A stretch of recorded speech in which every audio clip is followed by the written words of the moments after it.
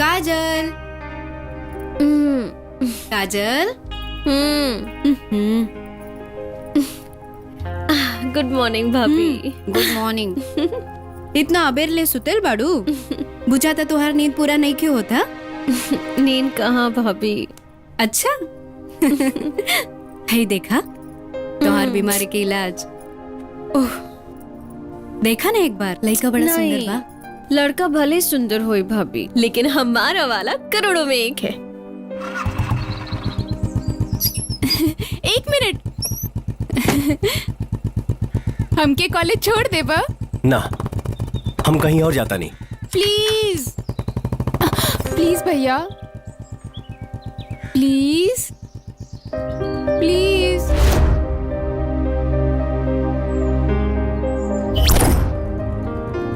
Please भैया, please please please please please please please.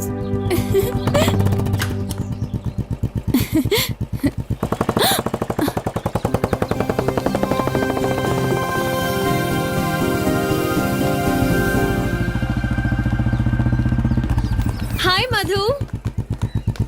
हाय काजल। ए राजा, मुझे कब अपनी बुलेट पे बिठाओगे? अरे सुनो ना भैया, अरे ए ये क्या था? तेरे भैया को मैं अपना सैया बनाना चाहती हूँ। वाह, तोहरा खातिर तो हमार जान हाजिर बा। अरे हमरा के अपन सैया बना ला। तू हाँ तो कह दा, तोहरा के पूरा शहर घुमा दे।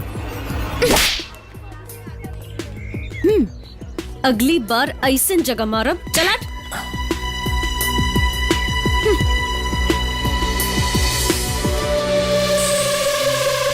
कितना कुछ हो गई। तय हमरा के फोन ना कर ले थी का भाई? भैया हमरा एगो लड़की मिल गेल रहे बस में, यही से ही सब भइल। वो हमनी के बहुत मार मरलस, पिटलस, जेल भेजवा देलस। का करते? क्या नाम है होकर? कहाँ मिली हूँ? नाम तो नहीं पता होकर, लेकिन बस बस तोहरा रिहाई के पहले होकर विदाई कर दे। हम विदाई कर दे दुनिया से। मधु मधु प्लीज लिसन टू मी। क्या है? बात तो सुनो प्लीज। मैंने कहा ना कि तुम जाओ यहाँ से। चाहते हो कि मैं मारूं? प्लीज हाय, मैंने कहा ना जाओ, वरना बाबा प्लीज। मुझे कुछ नहीं सुनना। जाओ प्लीज, जाओ। लिसन टू मी यार।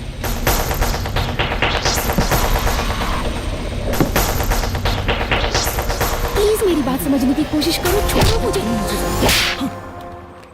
अरे भैया तोर हिम्मत कैसे भाई भैया भैया हमरे बहन के हाथ लगावे के? हाँ? भैया भैया भैया भैया, जैसन रहुआ सोचतानी वैसन कोनो बात नहीं खे। तब फिर का बात है?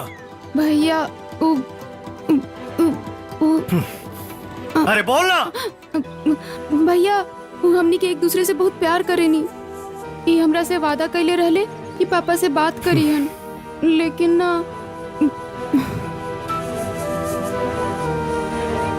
ई तो के खुश रख पाई? जी भैया। भैया अरे भाई, हमरा के कोनो प्रॉब्लम नहीं के। हम ई फोटो मधु के भेज देता नहीं। हाँ हाँ हाँ ठीक बा, ठीक। मधु, ए मधु। जी बाबूजी। बेटा तू अपन व्हाट्सएप चेक करा। व्हाट्सएप? हाँ हाँ। का है पापा? ई के कर फोटो है? अच्छा बा। हाँ अच्छा बा। तब बेटा हमें रिश्ता पक्का समझी। रिश्ता? वसुंधरा, ए वसुंधरा, अरे तनी जल्दी आवा। ये देखा, ये लड़का से हम मधु बियाह तय कर देले बानी। अरे देखा तो सही अपने होखे वाला दामाद के फोटो देखा। लड़का तो बहुत सुंदर बाजी। मधु, एकरा से तू खुश बाड़ू ना? मधु बिल्कुल खुश नहीं खे एसपी साहब। एगो अजनबी के फोटो दिखा के लड़की के रजामंदी जानल ठीक ना है। मधु की असली खुशी तब मिली जब वो अपने पसंद के लड़का से शादी करी। ए, तू कहल का चाहत बाड़ा? मधु प्रेम से प्यार करे ले। मधु। जी जी पापा, पापा हम कोनो प्रेम के ना जाने ली। सुन लेला, मधु आपके बहुत माने ले, बड़ी कदर करे ले, और पगड़ी कबो गिरे ना दी। ऐसे बढ़ के खुशी एगो बाप खातिर और का हो सकेला। रउआ जहां भी चाहब ओकर शादी कराई। वो अपने चाहत के गला घोट के डोली में बैठता जाई, मगर जीवन में कभी खुश ना रही। हम कुछ सुनल नहीं की चाहत।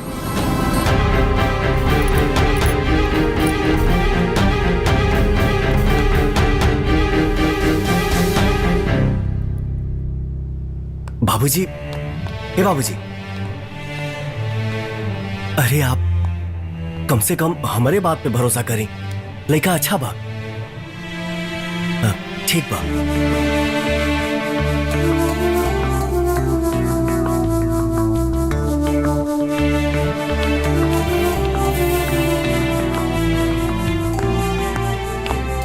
बाबूजी, लड़का पढ़ल लिखल भी बा, शादी कर देवे के चाहिए। उसके बारे में मुझे कोई बात नहीं करनी। वो शरीफ है, बुरा है, मुझे नहीं मालूम। आज के बाद उसके बारे में बात मत करना।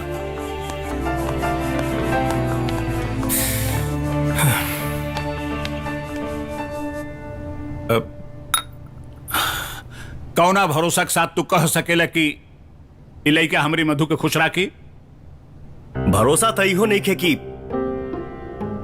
छोड़ल सांस वापस आई कि ना, और फैसला भी तो गलत हो सकेला।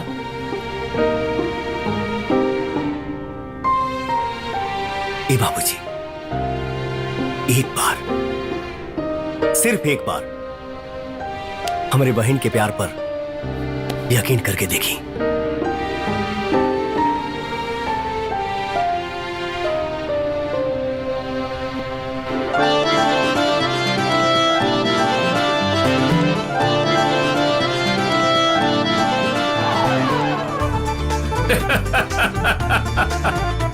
तो ठीक बा, हम इन दोनों को ब्याह करे खातिर तैयार बानी। हाँ।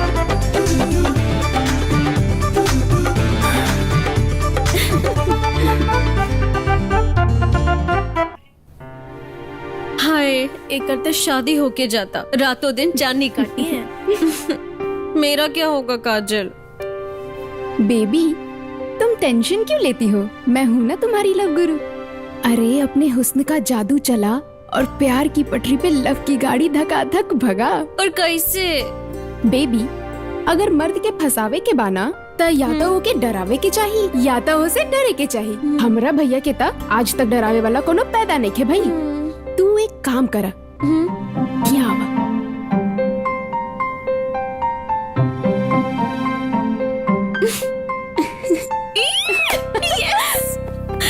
तो के पावे खातिर कुछ ना कुछ तो करी ही की पड़ी।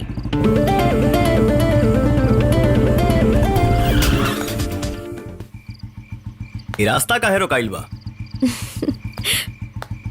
बाबू, तोहरा से कुछ जरूरी बात करे के बा। का? बहुत दिन से मन में एगो बात चलता। बोला। बाबू, तू हमरा बहुत अच्छा लागेला। आई लव यू बाबू। दिमाग ठीक नहीं खे?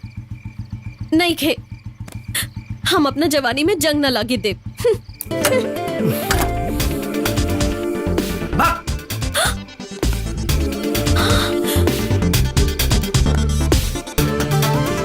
भैया, हमनी मॉल में बानी, जल्दी आओ ना प्लीज। ए, ये कैसा है? अच्छा है ये वाला। अच्छा है।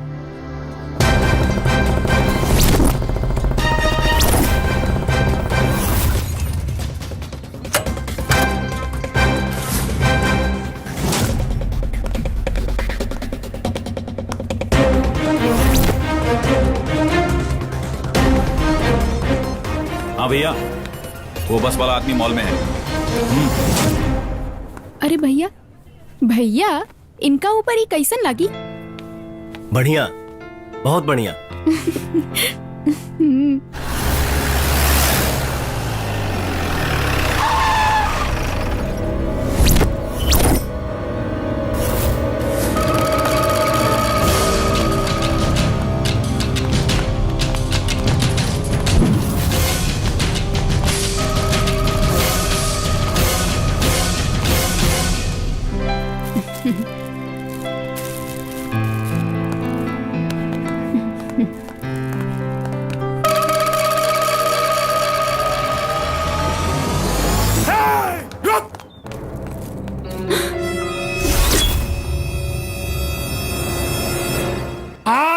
वजह से हमार भाई जेल में बा।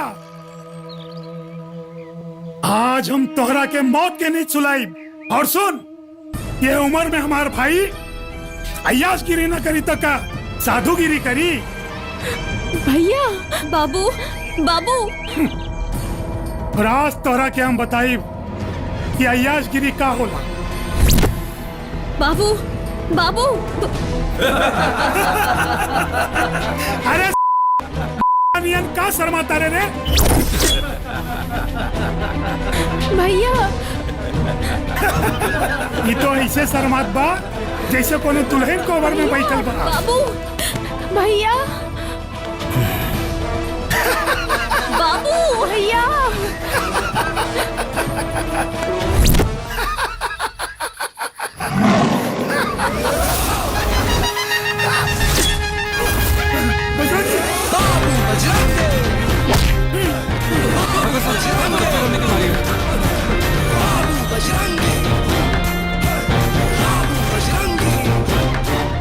शेर अगर खामोश रहे तो एकर मतलब ही ना के शिकार कईल भूल गए।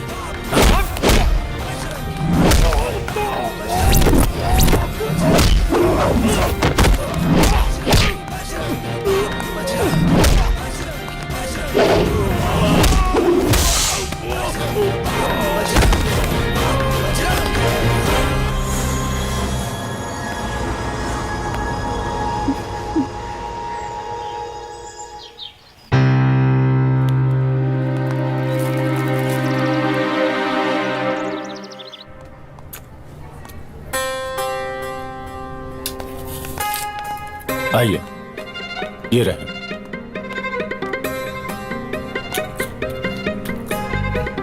मारपीट कैसे हुई? किसने मारा तुम्हें? बताओ हमें। कौन था वो जिसने तुम्हें मारा?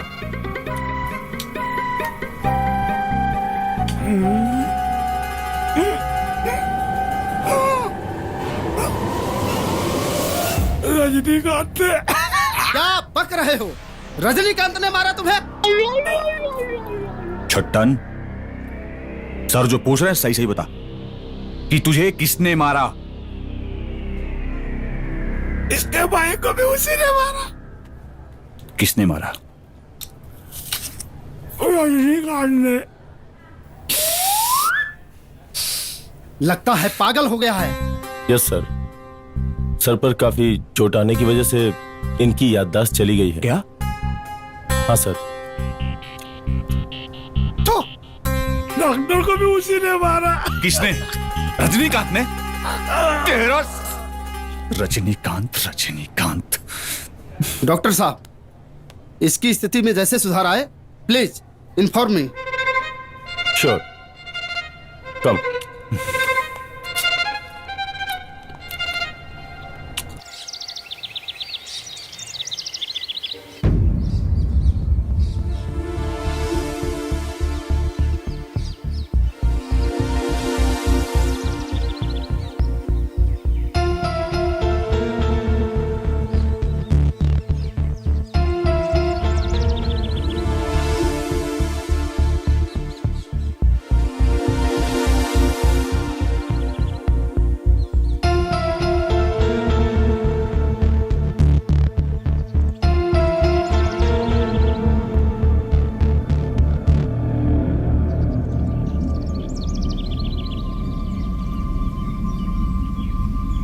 हरिओम हरिओम।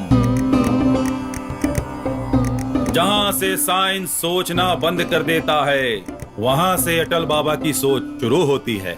बताओ क्या समस्या है तुम्हारी?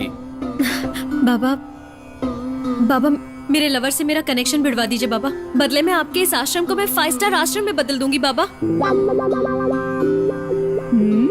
डोंट वरी बच्ची, काम जरा मुश्किल है, कर पाओगी तो समाधान बताता हूँ।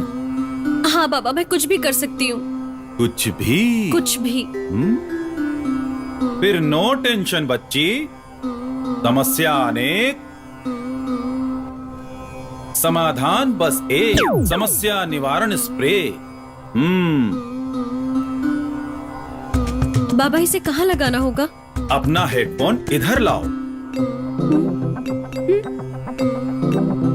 हाँ बाबा, इली। हेडफोन नहीं, अपना कान इधर लाओ, कान। मैंने पहले ही कहा था मुश्किल है। कोई मुश्किल नहीं है बाबा, कोई मुश्किल नहीं है बाबा।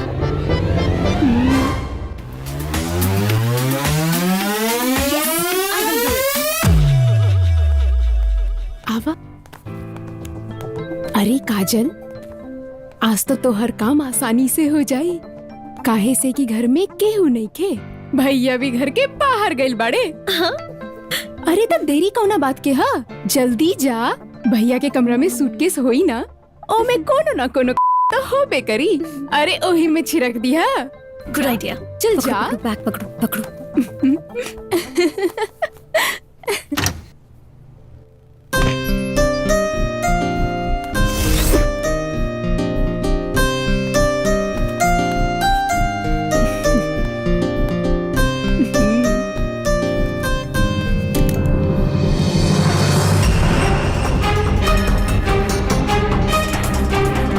अरे बाबू के बैग में रिवॉल्वर कैसे?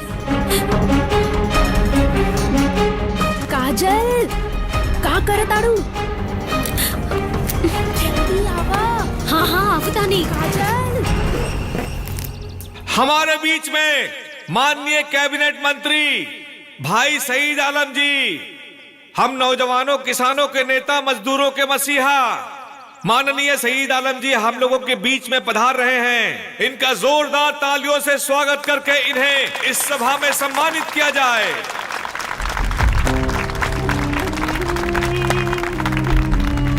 नमस्कार। सईद आलम, सईद आलम, सईद आलम, सईद आलम, सईद आलम, सईद आलम, सईद आलम, सईद आलम। शांत से बैठ जाए आप लोग। आप मंच पे बैठे सारे गणमान्य लोग, भाइयों, माताओं और बहनों, आप तमाम लोगों का तहे दिल से इस्तकबाल करता हूं और स्वागत करता हूं। मैं यहां कुछ वादा करने नहीं, बल्कि एक छोटी सी कोशिश करने आया हूं, क्योंकि कोशिशें अक्सर कामयाब होती हैं और वायदे अक्सर टूट जाया करते हैं। मेरी ये दिली ख्वाहिश है कि बिहार और उत्तर प्रदेश के लोग बाहर के राज्यों में काम करने ना जाएं, बल्कि यही रोजगार के अवसर प्रदान हो। बाकी हमारी कोशिश है कि लोग यही रोजगार करें और यही रहें और बाहर के राज्यों से लोग यहाँ काम करने आए। आप सबसे मैं आखिर में बस यही एक गुजारिश अदब के साथ अपनी बातें खत्म करना चाहता हूँ कि सब संभव होता है जब इच्छा निश्चय में बदलती है। फूल अगर संकल्प करे तो कांटों से राह निकलती है। सईद आलम, सईद आलम, सईद आलम। जय हिंद, जय बिहार।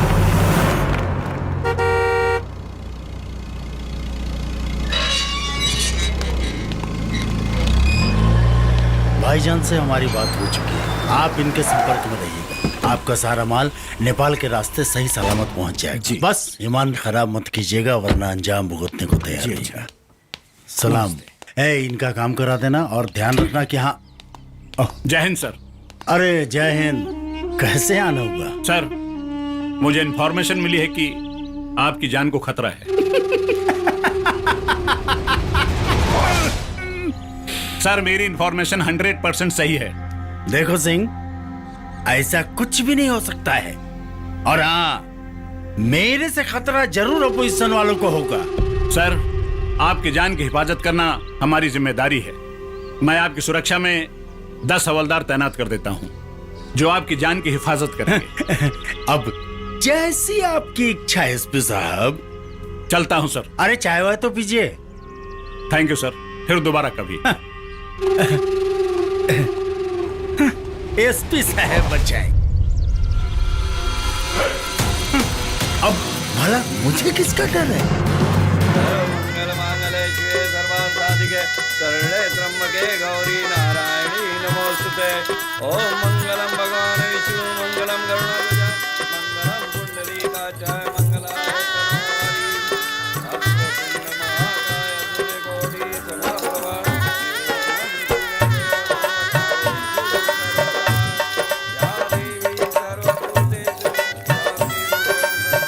भैया राउत फोन आइल बा। आई भैया।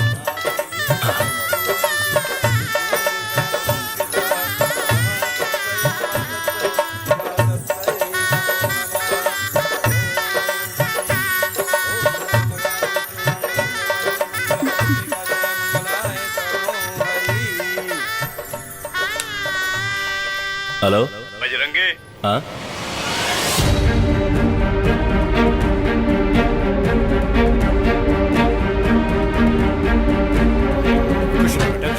खुश रहो बेटा। हैं? एक मिनट हटा। क्या बात है इंस्पेक्टर? सर, जो आपके घर में लड़का रह रहा हाँ, है हाँ। वो बाबू नहीं, एक मोस्ट वांटेड मुजरिम है जिसे पुलिस तलाश रही है।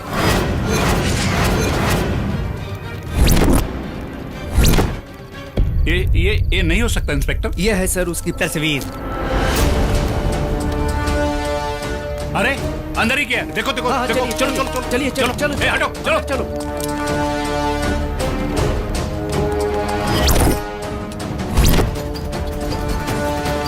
कुछ लोग इधर जाओ, कुछ लोग उधर जाओ, चारों तरफ छान मारो।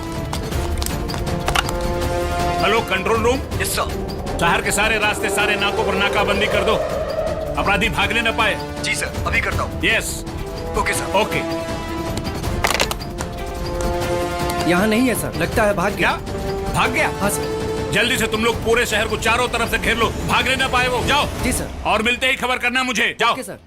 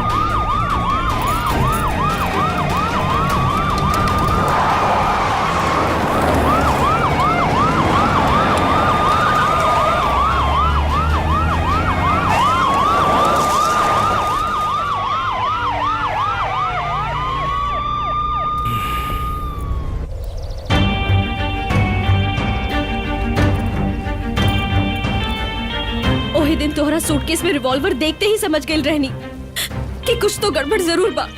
हमार तो मती मरागल रहे जे तोहरा से प्यार कई नी, दिल के हाथे मजबूर रहनी, यही से तोहे बचावे खातिर आ गई नी। तोहरा पीछे पुलिस काहे पड़ल बा? के हुआ तू? बतावा बाबू, के हुआ तू? बतावा। आखिर आर के अंकल तोहरा की मुजरिम मानत आड़े, तू मुजरिम जरूर पड़। कुछ नहीं खुजाना तू हमारा बारे में। बचपन से देश की सेवा करे के चाहत रही, दिमाग में एक ही नारा गुजर रहे, जननी जन्मभूमि से स्वर्गादपि गरियसी।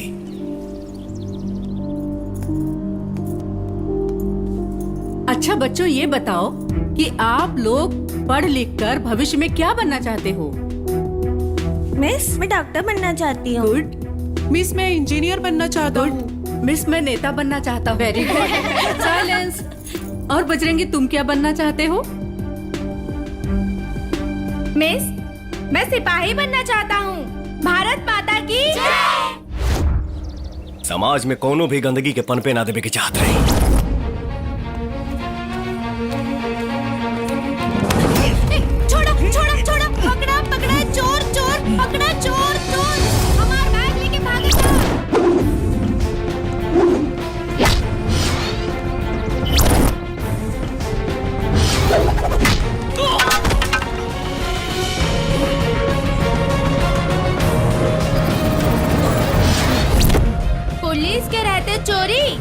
कब्बो ना।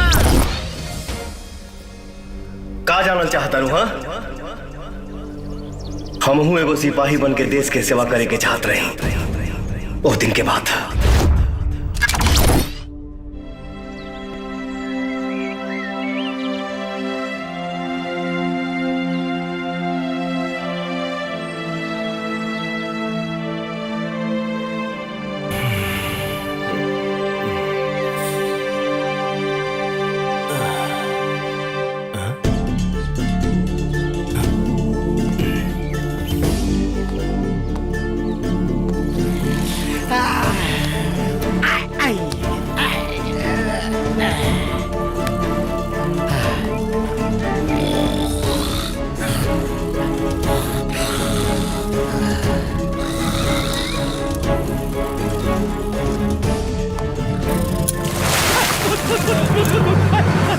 अरे साढ़ सर पे सूरज आगे अभी सुतल बड़ा सर हाँ?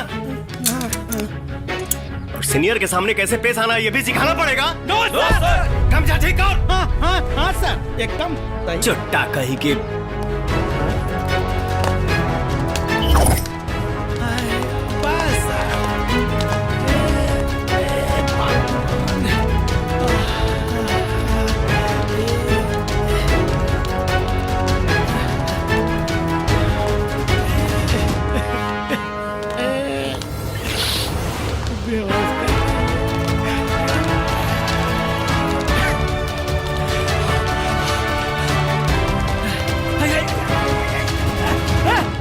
भैया लागत नहीं जो तेल निकलिए छोड़िए।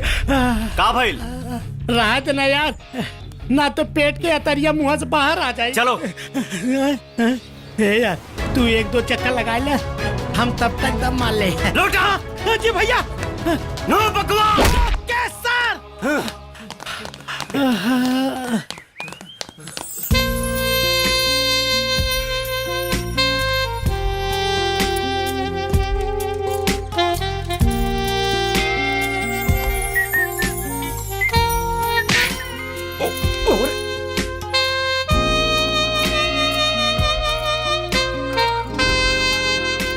बजरंगी, हाँ? इतने दिन से प्रैक्टिस कर रहे हो, नौकरी कब मिलेगी? अब देखा क्या होता। अरे सही ही होगा। तनी सुना, ये हमार प्यार करे के समय बा। भाई पहले इनकी नौकरी कर लो, मैं तो चला।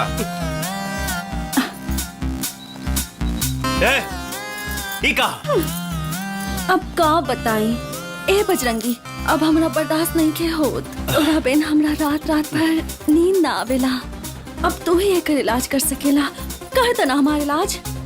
ए बजरंगी, पता ना हमरा कौन बीमारी पकड़ लेले बा, तोहरे बिना रहल नहीं के जात। अपना बाबूजी से कह कि खूटा में बंधवा दे।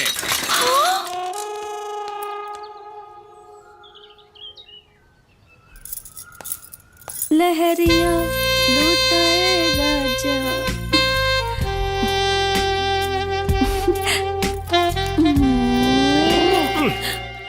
ई का हो? तोरा बाबूजी के शर्त याद नहीं खे का? हाँ? नहीं खे याद तो हम याद दिलाओ था। खाली बात से पेट ना भरेला, पेट भरे खातिर पैसा चाहिए पैसा। बाबूजी पैसा से कोई बिस्तर खरीद सकेला, नींद ना। चुप कर तू।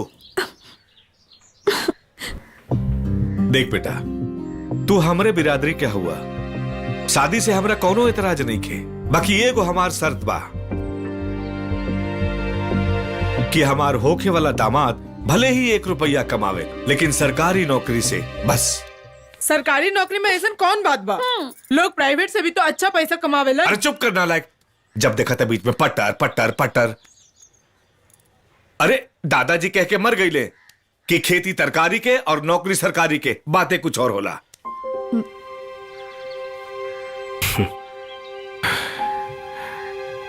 दादाजी तो बोल के मर गईले और यहाँ हमार जवानी जियान होके पे लागल बा। ते का बुदबुदावत रे रे? कुछो ना। ठीक बा, वैसे भी हमार सपना बा पुलिस बने के, भारत माई की सेवा करे के। अब पुलिस बनला के बाद ही पायल के हाथ मांगे रहुआ चौकट पे आई। प्रणाम। बजरंगी, जब तक पुलिस ना बन जाए तब तक नो लव नो रोमांस।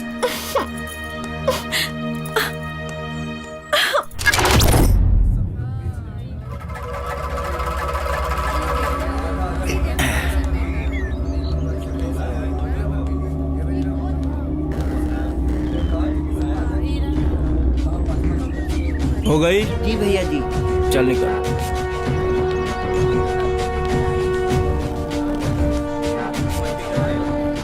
हाँ मुरली, राजेश सेठ के तो माल चल गई, अब एक उठे लगा के छोड़ दिया होगा।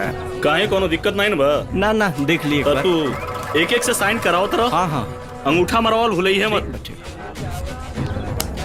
चलाओ अंगूठा लगाओ लोगिन। ये भैया देखा, आज सबसे फिर अंगूठा लगवाया था, लागत है फिर आज गेहूं चाउर न दी। चलो अंगूठा लगाओ। राशन दा राशन खत्म हो गई, चल अंगूठा लगाओ। राशन आइल बा तो राशन कैसे खत्म हो तू गई? जानता रह, राशन खत्म हो गई बा, चल अंगूठा लगाओ। ना लगाई, पहले राशन दे। समझ में नहीं खेआ तो रह, चल अंगूठा लगाओ। ए बड़ो का रे, मुरलिया के बात तोरा समझ में नहीं आवत। बाके तू ठीक नहीं कर, जब राशन आइल बा तो राशन कैसे खत्म हो गई? ए बड़ो काहे वक्त से पहले अपना मौत के बुलावा तड़ा। मुरलिया बात से समझावता समझ जो, ना तो लात से समझाई। गरीब ऐसा है के तू लात मरवा, तोरा का लागत बाकी तोरा सबक सिखावला क्यों नहीं खे? क्या करा के बोले भी?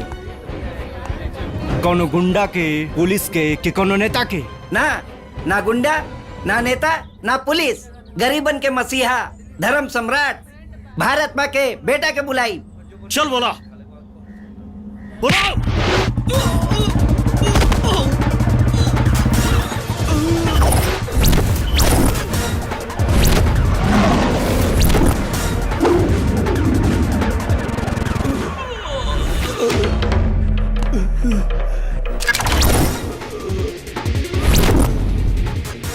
तो ये है भारत माई के बेटा आ गईल इंसाफ दिलावे, इंसाफ के तराजू लेके।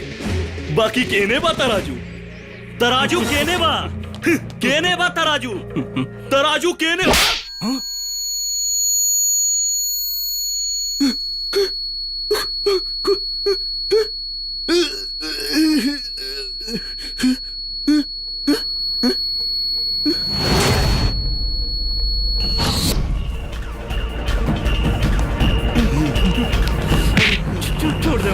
तराजू पता चल गई। छोड़ दे।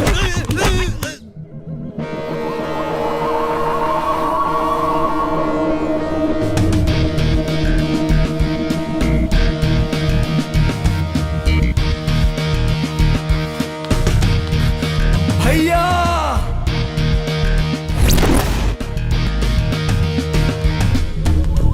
बाकी भैया के सिपाही लोग थाने ले गए हैं।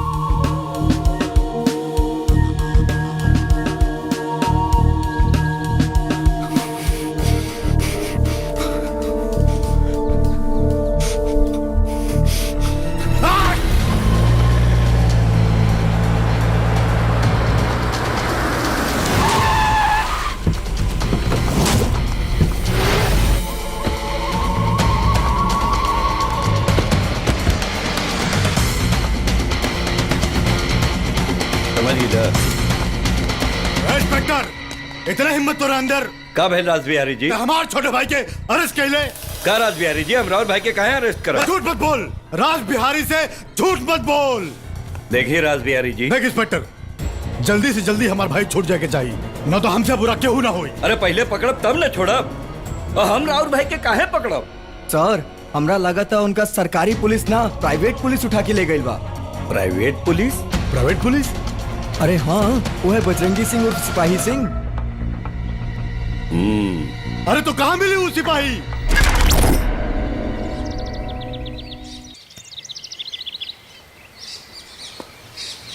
हे लोटा। यस सर। यानी कि का सजा दिहल जाओ? अरे सर, बहुत बड़ गलती ना कैले बाड़ा सन। हाँ इतना कैल जा सकेला, ऊपरा से निचवा तक जो पसीनवा बा ना चुआ देहल जाए। जी भैया। गाना लगाओ रे।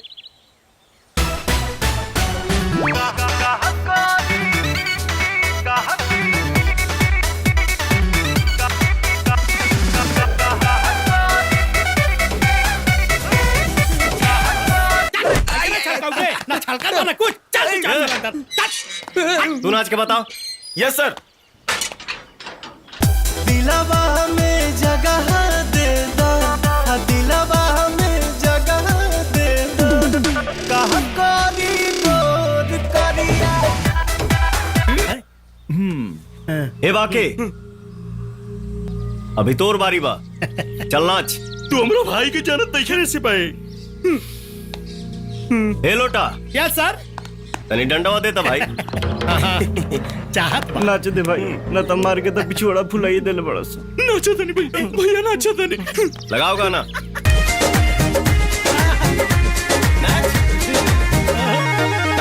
जब मैं आई सुहाग वाली रात रे, उसने चुम्मा से किया शुरुआत रे।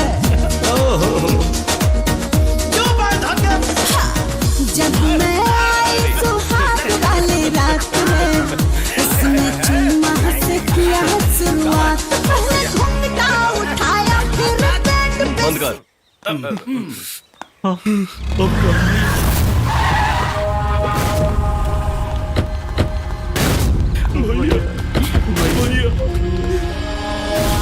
सिपाही, ये कौन थाना है? थाना ना, बिगड़ल के सुधारे वाला कारखाना है। बंद कर अपनी सब ड्रामा। काहे कि तोहरा के नहीं मालूम कि हम क्या बानी। का कनी जान के यहाँ आधार कार्ड नहीं खे बना।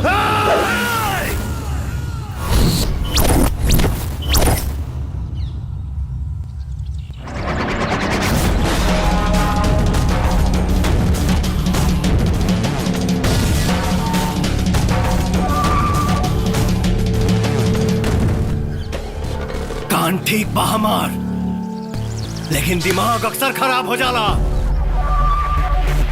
हमार दिमाग खराब भइल न तो दोनों भाई के।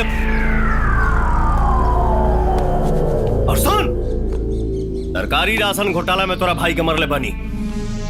चुपचाप गरीबन के राशन दे जो और अपने भाई के ले जो। प्राइवेट पुलिस स्टेशन का मतलब कर और क्या दे रहा तोरा की परमिशन?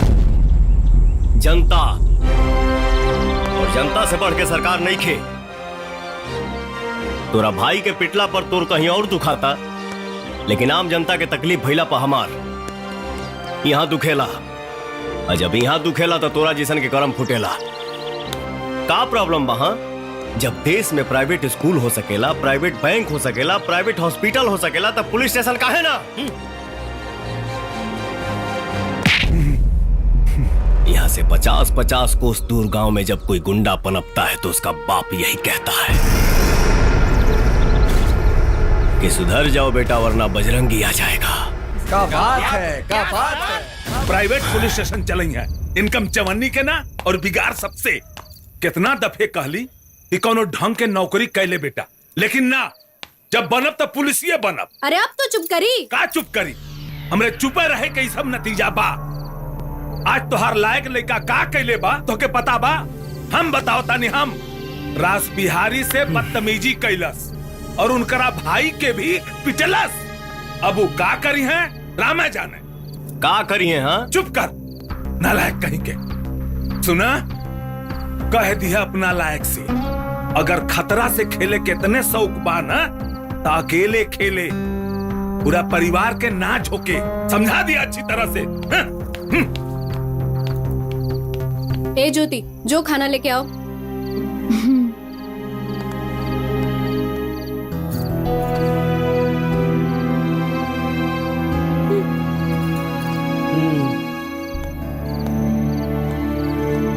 क्या भैया ला खाना खा ला। ना खाए ले जो। एमे खाना के का दोष बा? चला खाना खा ला। खा ली देवर जी। अरे पागल, ऐसे ही जय जयकार ना हो खेला, कोशिश करे वालन के कबो हार ना हो खेला। अंबानी नु तुम्हार भाई है बलराम। पापा तो ऐसे ही कहत रहलन, कोई कुछ भी कहे, हमार दिल कहता एक दिन तो पुलिस जरूर बनबा। अब खाना खा। हाँ भैया, बहन सही कहा तिया। अब तक खाना खा ले। अब खा भी ले इंस्पेक्टर साहब।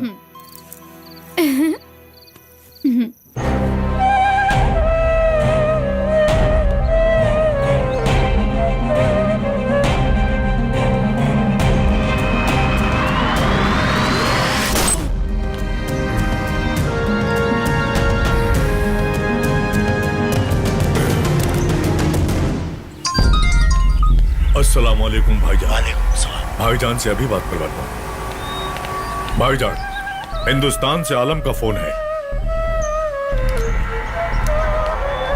कहिए। कोई डिस्टरबेंस तो नहीं हो रही है ना खान साहब? डिस्टर्ब हम आपसे नहीं, आपके सीएम से हैं। क्यों, क्या हुआ? आजकल आपके चीफ मिनिस्टर कुछ ज्यादा ही धार्मिक हो रहे हैं। हम आ रहे हैं हिंदुस्तान उससे धर्म का सबक पढ़ाने। जरूर हुजूर जरूर, हमें आपका बेसब्री से इंतजार रहेगा। हमारा मिशन हिंदुस्तान की हर रियासत पर अपनी हुकूमत जमाना है, और इस बात का आगाज हम आपकी रियासत से करेंगे। इस बार के चुनाव में हम चाहते हैं कि आप सीएम की कुर्सी पर बैठे। आमीन। आप हमें हुक्मरान में सहयोग कीजिए, बदले में आपको खेलने के लिए पूरा मुल्क दे दूंगा। सुभान अल्लाह मियां, सुभान अल्लाह। आप बस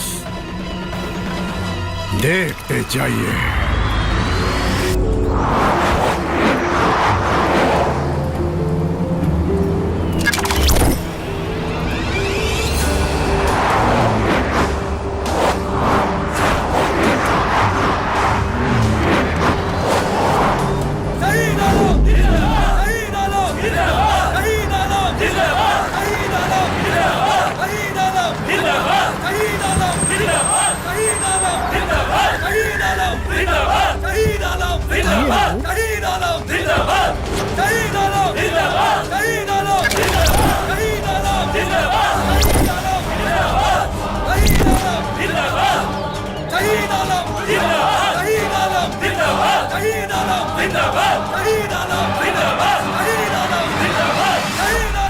शांत हो जाइए भाइयों, शांत हो जाइए।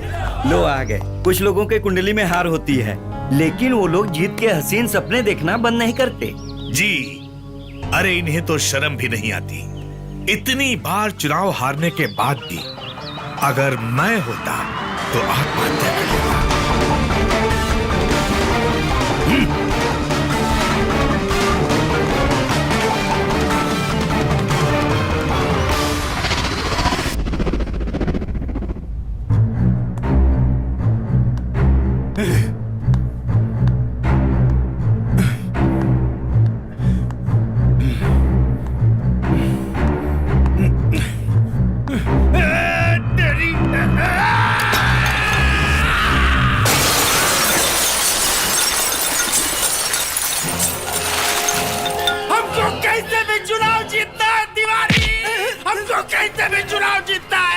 शांत हो जाइए हजूर, शांत शांत शांत।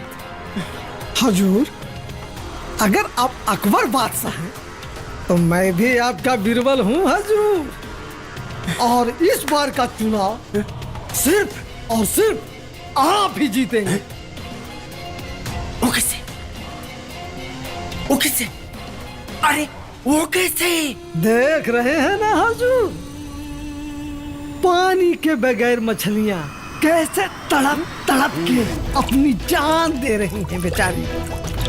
ठीक उसी तरह से विरोधी पार्टी के नेता को अब कमजोर करना होगा, और दिग्विजय सिंह की सारी ताकत यहाँ के जो तमाम छोटे बड़े गुंडे हैं जो चुनाव के लिए फंड इकट्ठा करते हैं हजूर, और फंड नेता के लिए ऑक्सीजन का काम करता है, ऑक्सीजन का।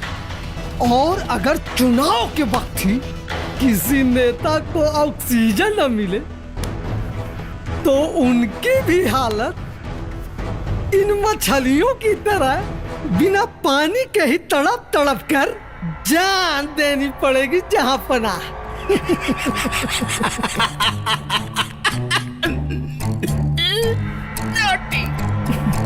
ऐसे ही तुम्हें हम काम पर नहीं लगाया टन तिवारी जी।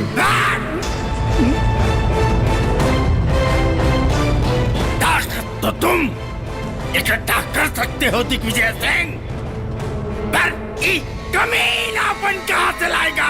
कमीलापन हाँ?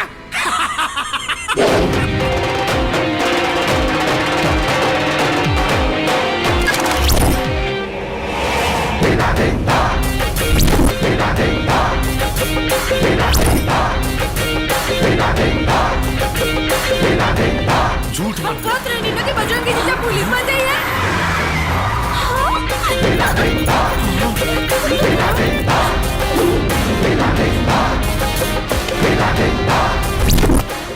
ये ना हो सकेला। अरे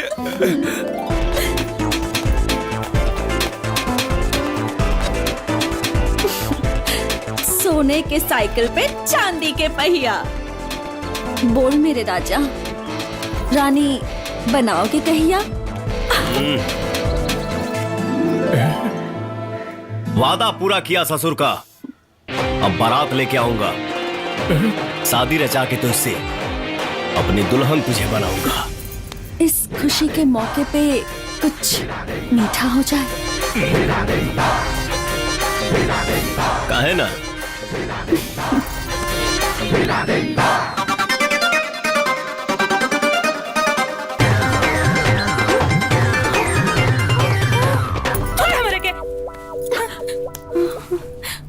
लॉलीपॉप समझ के चूस देबे का हमरा के?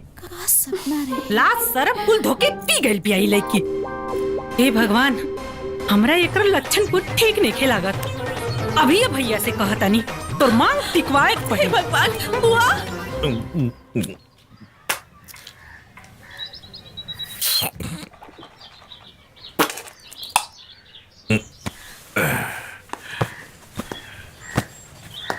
भैया बोल। सुना अपने बेटी का करतूत। करतूत बौरा गइल बिया तोहर बेटी। का भइल? अब तनिको देर मत करा। भइल का बोलबे? का बोली? भौजी से कह दे, उनके से पूछ लिया। बाकी जितना जल्दी हो सके एकर बियाह करा द, नहीं तो इज्जत का तमाशा देखे बदे तैयार हो जा। कुछ समझ में नहीं आई। बजरंगी पूरे चक्कर में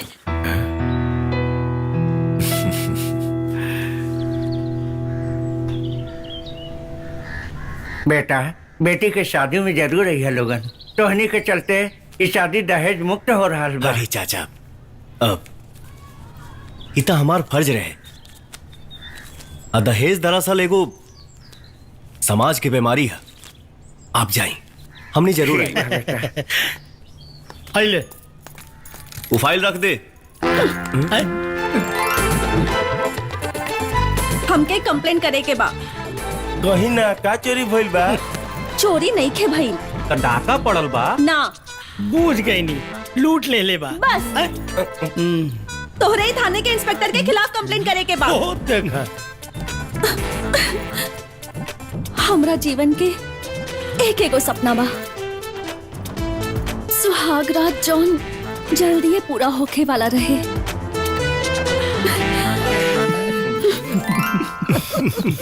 लेकिन तोहारे इंस्पेक्टर के वजह से आज लेना पूरा भइल।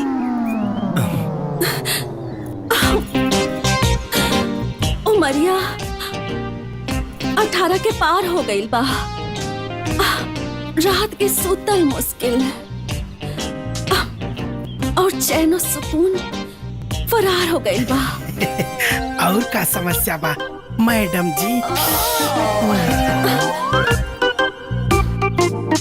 जवानी जियान भइल जाता। घर के सब लोग परेशान हो गइल बा। हमार उलूल जुलूल हरकत में बरकत हो गइल बा। हाय रे माई, हम कहाँ जाएं? कहाँ जाएं? कहाँ जाएं? इतने गर्मी ले सले बदेही में तबिया कॉल लेके उसे प्यार के हो और शादी के हो और से ये हमके ना आवे। प्यार करके एहसान करो तरुका।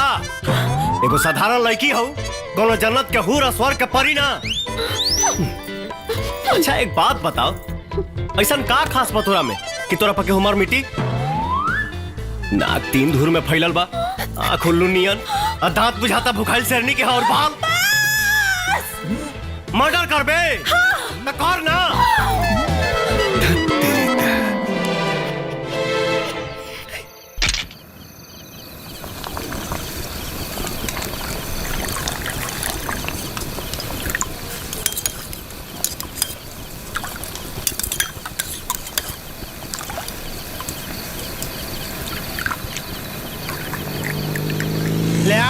पिया तो भाई चाय पिया भाई हमनी के चाय पिया हम पिए माथा पीला।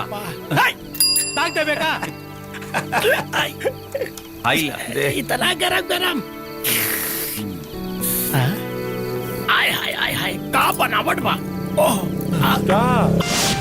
लागत भगवान कारीगरन के छुट्टी देके बड़ा फुर्सत से बनैले बाड़े। अरे ये तो एकदम मृगनैनी लगत है यार कसम से। अब पगलाई बासन हाउकला जितना हाउको खोए हाउकला पटावे वाला काम था हम करी ले। एकरा के तो हम पटाई मदहोशी शर्मा। हाँ टोरिया के मंत्र तो जानत नहीं खा। सही कहा तारे। गेहुअन के मूरी पर चल रहा हाथ फेरे। लड़की के पटावे में हम एक्सपर्ट हैं। पोलिस्टर वर्मा। अच्छा का नाम बा तोहार? पोलिस्टर वर्मा। तोहार हो? मदहोशी शर्मा। चल के देखल जाओ। और लड़की पटावे में ना दम लागेला और जकरा रही दम ना बेटा वही गाड़ी खुट्टा। चला चला देखल जाए। ठीक बा चारक कल नहीं के है रे वो? देखल जाए। यहाँ लड़की छेड़ रहा है हैं? देखता नहीं चौकीदार औरी होमगार्ड और हम हवलदार। निकल बेटा कबूतरा। आओ मैडम ई लाली लिपस्टिक लगा के सज सवर के चलबू ना तो आजकल का है ना कि मर्दन के नियत खराब हो जाना बुझलू ना। हमरा के नजदीक रखल करा तहारी कमसीन और नाजुक त्वचा के खरोंच तका केहू आंख भी ना उठा पाई। 100%। हम तो कहतानी कि हमरा के बॉडीगार्ड रखला 24 घंटा बिना पगार पानी के लेफ्ट। हेलो ज्यादा ओवर स्मार्ट मत बन। अगर तुम लोगों की जगह मेरा भाई भी होता तो वो भी यही करता जो तुम लोग कर रहे हो, समझे ना? और वैसे भी तुम लोग मेरे भाई जैसे हो। भाई बस गलत जगह सेटिंग लगाओ। बड़ा हिल रे। हेलो पूनम कैसी हो? हाय। हाय। अरे कब से खड़ी हो यहाँ पर तुम? काफी देर से खड़ी हूँ। कितने दिनों से मैं तुम्हें कॉल कर रहा था और तुम आज आई हो। अरे कम से कम फोन तो उठा लिया करो। अरे क्या छोड़ो यार। हेलो ये मेरा लवर है। हाँ। हमनी के कवर ई कैसन इंसाफ हो? 8 बज गइल बा तू यहाँ सरे मैयासी करत ताड़ू और वहाँ तोहर घर के लोग इंतजार करत हुई सर। सही कहा तारा। अरे हमनी के जगह तोर भाई और रहत ना इहे करत। चल चल हमनी के भाई जैसन बनी ना। चल ले जा ले जा ले जा। और रे बेटा खा।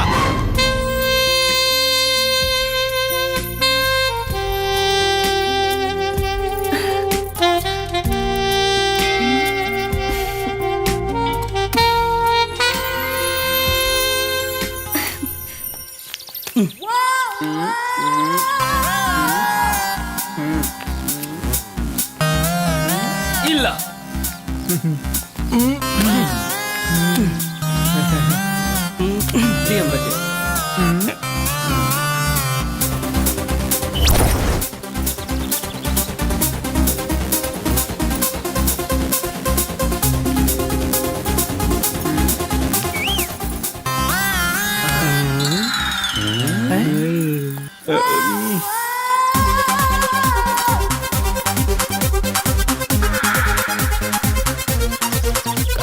भाई देखो सन अरे जन धन के योजना में जब 15 लाख मिली तब नू सामने 1 करोड़ के बेरर चेक हमनी के सामने भी आ।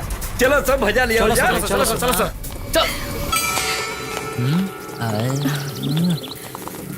आई देखी बड़ा कोमल बाड़ू।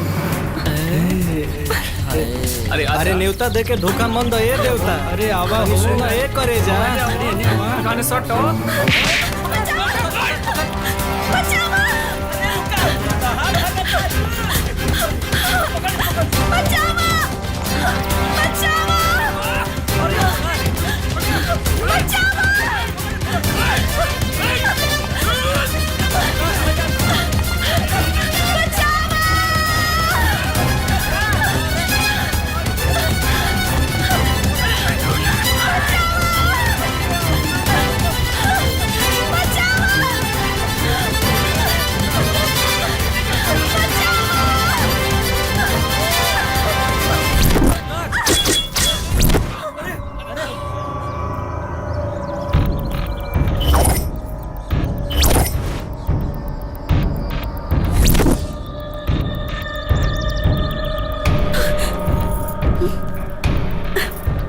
एकरा में जरूर कोनो खास बात बा, ना तो एकनी के हमरा पीछे ना पड़ते सन। बुझला? ए लवली, चलो दिखा दे लू, फिल्मों कब दिखाईबू? ए लड़के ने क्या हुआ?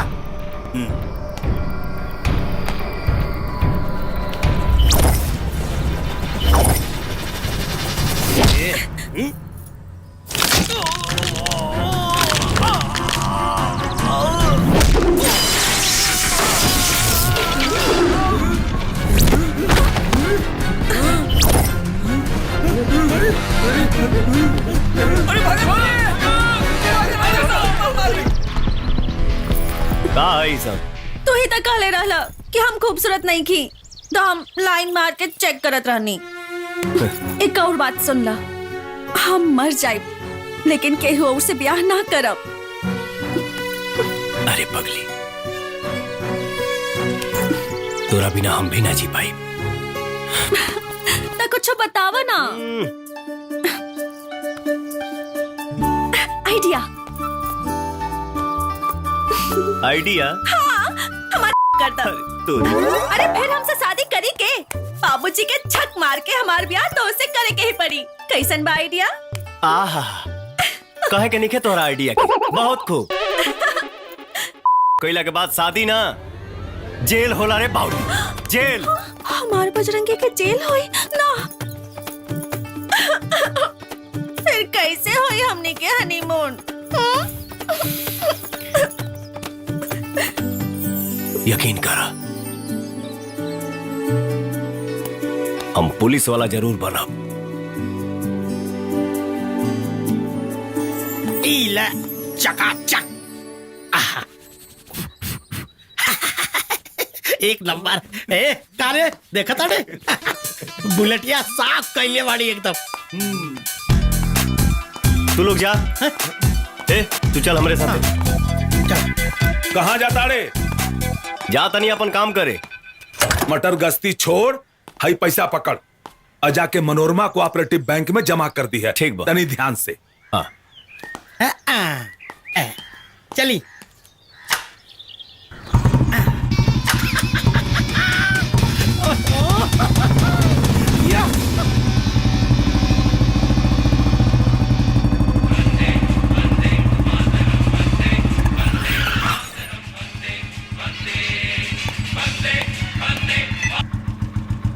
हेलो भैया, थाना में आपसे क्यों मिले आइल बा? अच्छा, लोटा जी भैया। तू जा थाना। ओके।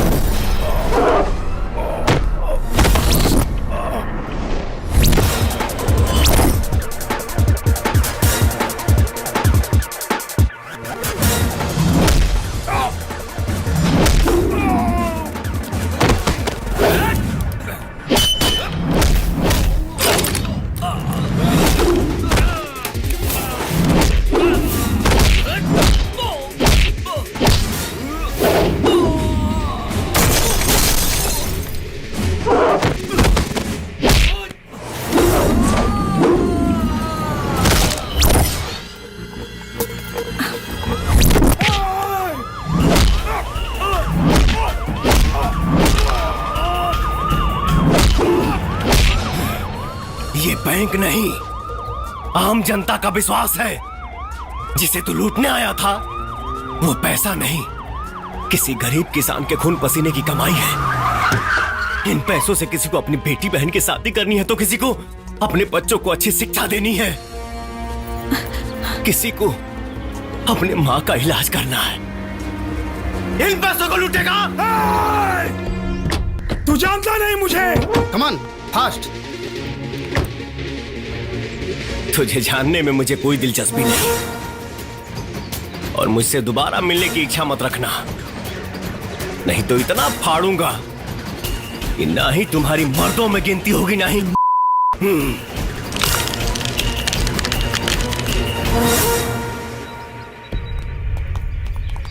किस किसने मारा इन सबको? अरे किस किसने नहीं सर, अकेले बजरंगी ने मारा सबको। क्या? हाँ। हवलदार, सबको अरेस्ट कर दिया। Good, very good gentleman. क्या करते हो?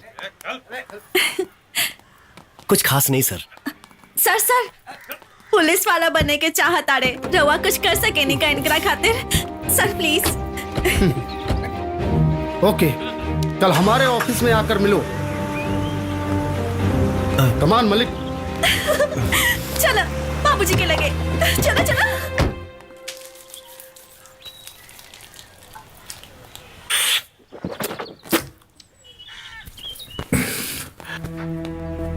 दिलासा खातिर ठीक बा, पर बात से पेट ना भरेला।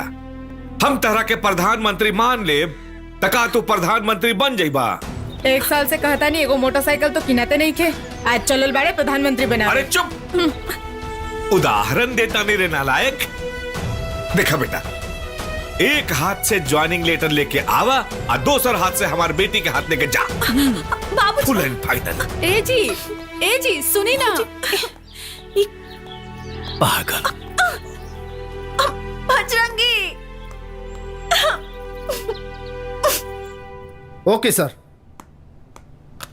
जय हिंद सर। जय हिंद। Sit down.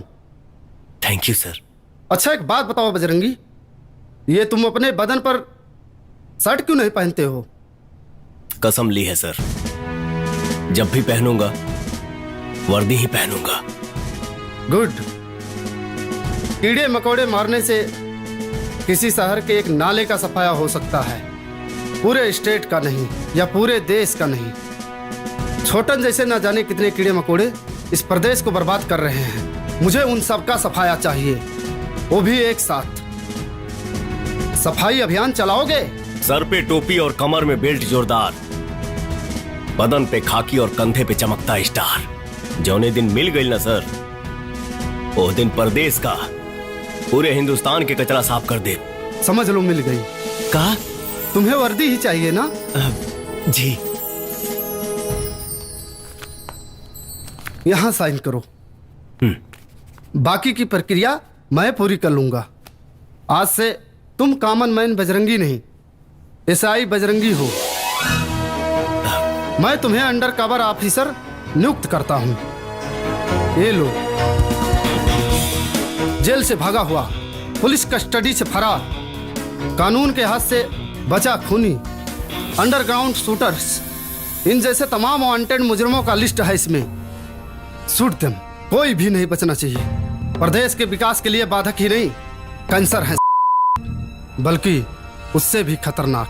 खत्म कर दो उन्हें।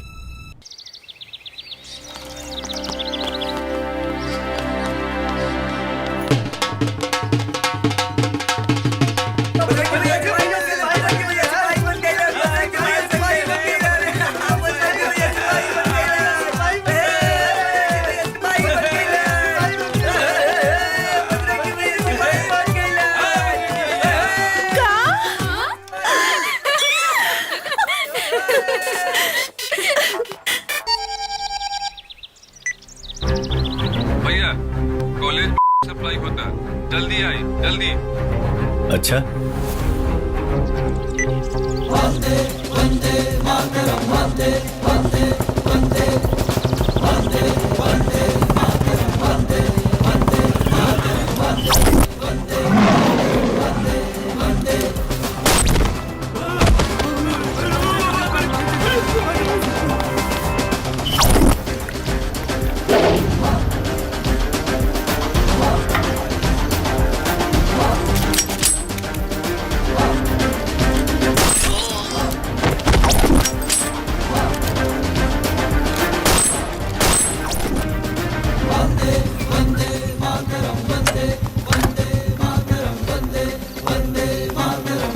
बजरंगी, मुझे लगता है तुम जल्द ही कामयाब हो जाओगे।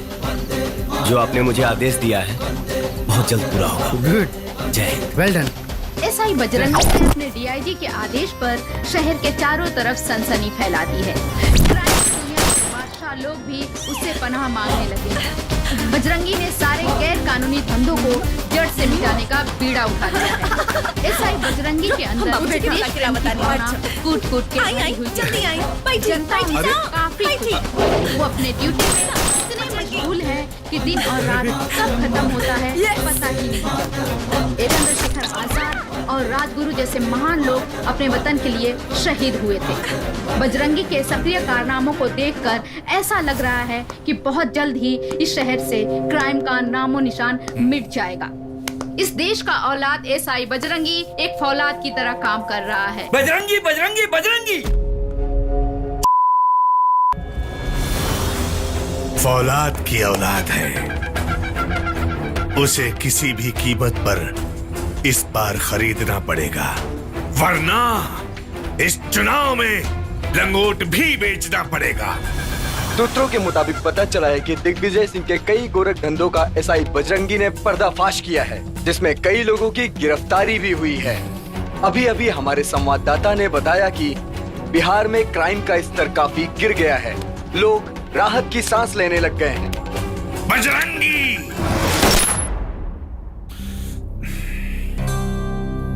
सर, ये सब क्या है?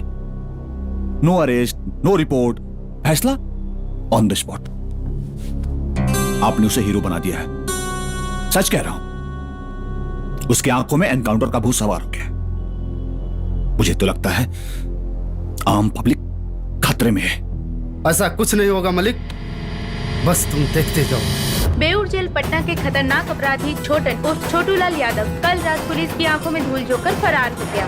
पुलिस उसे खोजने की पूरी कोशिश कर रही है, लेकिन छोटन अभी तक पुलिस की गिरफ्त से फरार है। साफे लतखोर।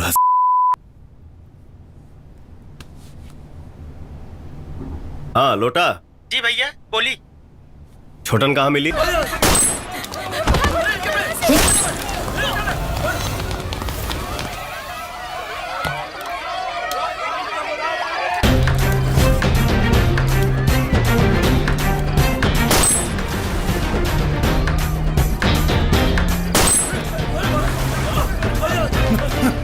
ना ना ना भाई, हमरा के ना मारी। वही रुक जा। बजरंगी रुक जाओ।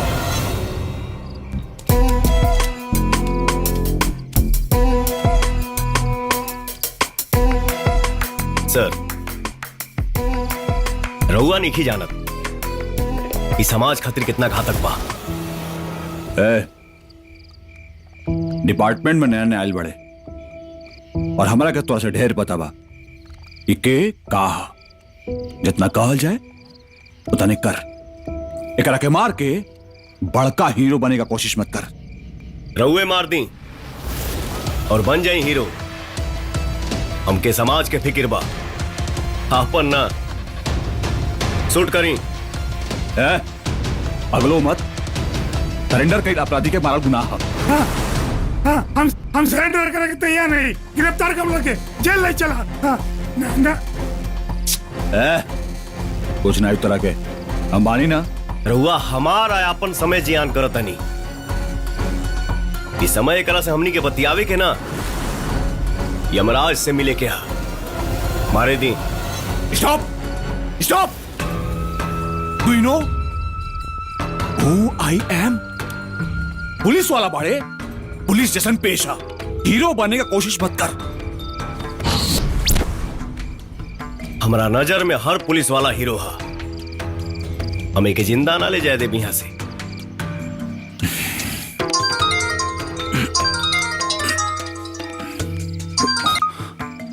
Hello hello. जय हिंद सर। जय हिंद। क्या प्रॉब्लम है मलिक? सर लीजिए, बजरंगी से खुद बात कर लीजिए।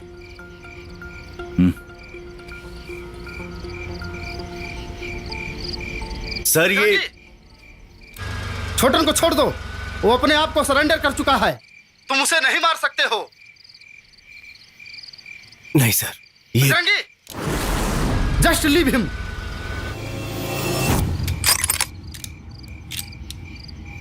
ओके सर।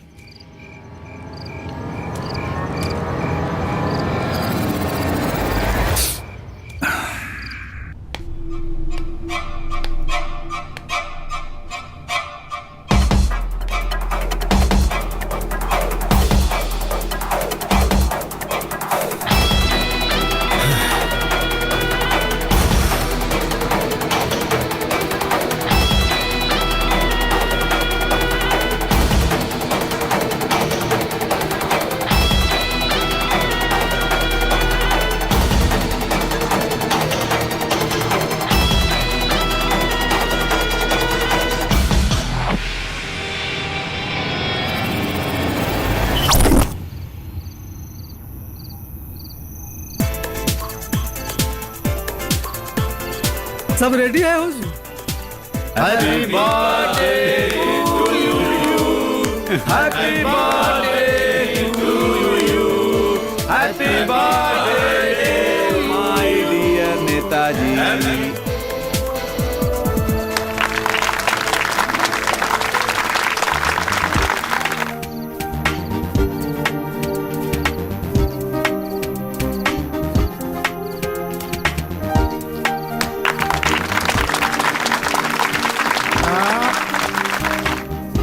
आइए, चलिए चलिए, आइए पार्टी एंजॉय कीजिए, चलिए।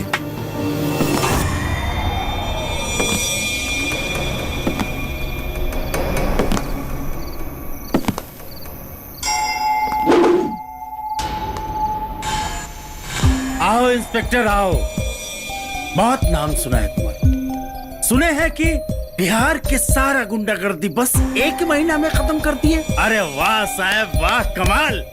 आपने अब तक जो भी देखा महज एक झांकी है, पिक्चर तो अभी बाकी है। क्या मतलब? सॉरी, हम तारा और जन्मदिन के बधाई देवे के ही भुला गई नहीं। हैप्पी बर्थडे सर। अरे thank you thank you thank you. ये बर्थडे के जितना यादगार बनावे के बना ली, शायद अगला बर्थडे राउर किस्मत में ना हो। इंस्पेक्टर क्या हुआ? क्या हुआ? समझाओ इसको। ज्यादा आंख मत दिखाओ, आंख मत दिखाओ। आंख कमजोर और लाचार लोग दिखाते हैं मंत्री जी, हम लोगों की उनकी औकात दिखाते हैं। ये क्या बदतमीजी है बजरंगी? इस हनुमान ने सिर्फ अशोक वाटिका उखाड़ा है, अभी लंका दहन बाकी है, और इस लंका का रावण दिग्विजय सिंह नहीं, तू है बजरंगी। आपने जो लिस्ट बनाया था वो अधूरा था। ये रहा पूरा लिस्ट। लगता है ईमानदारी से आपने लिस्ट बनाया नहीं था। हर सांप्रदायिक हमले के पीछे तुम्हारा हाथ रहता है, चाहे वो मुजफ्फरपुर दंगा हो, भागलपुर दंगा या गया पटना बम ब्लास्ट। लेकिन अब नहीं। तू क्या कर लेगा? तू क्या कर लेगा? तू रे कुंडली में अगर शनि प्रवेश कर जाए तो एक बार जाप ताप से ठीक कर लेगा।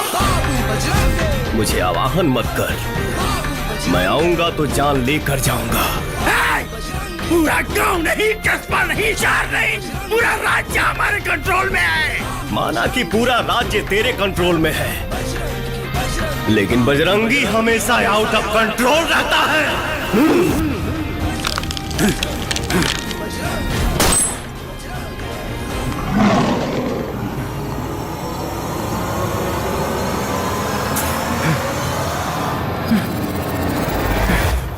अंजनी बाबू हमरे वह से माफी चाहता नहीं। अरे अरे का बात करता नहीं रहुआ?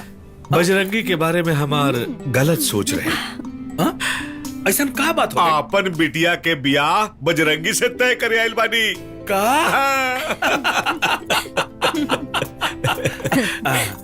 प्रणाम भौजी। नहीं मिठाई खाई। भर करे मुंह भर कर बधाई हो। अरे पायल, बारात आ गइल बा, अभी ले तू तैयार ना भेलू का? ब्याह करे के मन ना बता? अरे तू का कहताड़ू बुआ, हम तो पैदे भइल बानी शादी खातिर। बिना सुहागरात मनवले मरे वाला नहीं की हम कुछ हो बोले ले ई लड़की। अरे पागल, तू तैयार हो जा, हम बाहर व्यवस्था देख के आओ तानी। चला हम आवतानी। पगली कहीं की। वक्रतुंड महाकाय सूर्यकोटि समप्रभ निर्विघ्नं कुरु मे देव सर्वकारेषु सर्वदा। अब कन्या को बुलाया जाए। हाँ लेके आओ तनी।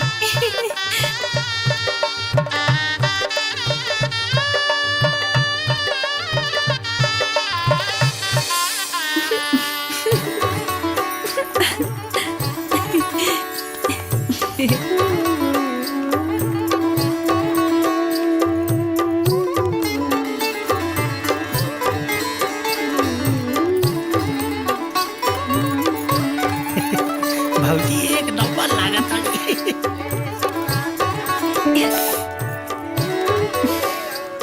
लागल खजुआ है और जो अभी टाइम है।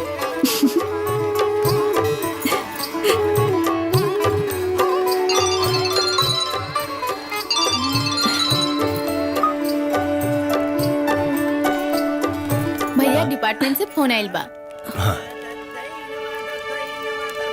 हेलो हेलो बाबा, बस 2 मिनट आओ तनी। हाँ जाए। एक भाऊजी के देखा।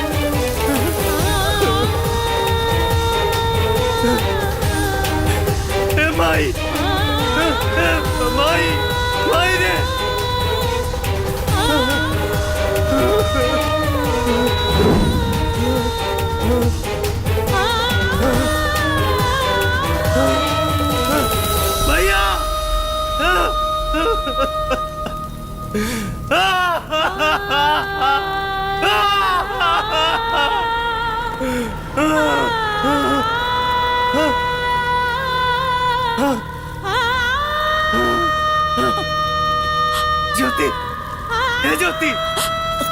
जी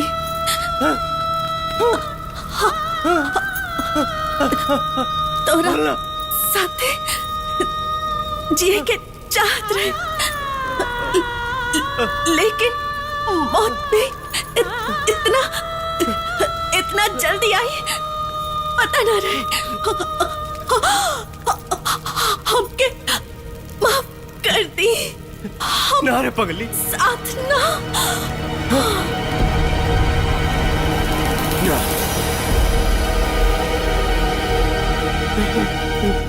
ना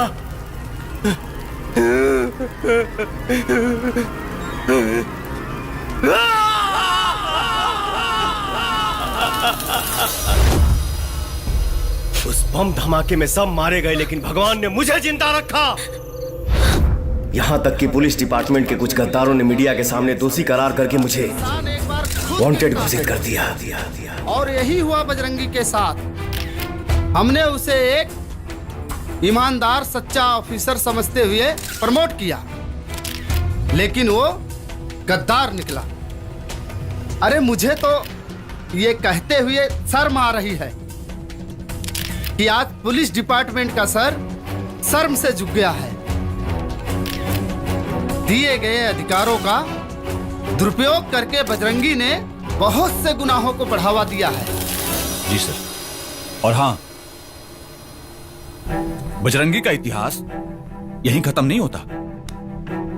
बहुत सारी चोरी, डकैती, छिनैती और मर्डर जैसे केस सामने आए हैं। और अभी पता चला है कि उसका संबंध आतंकवादी संगठनों से भी था।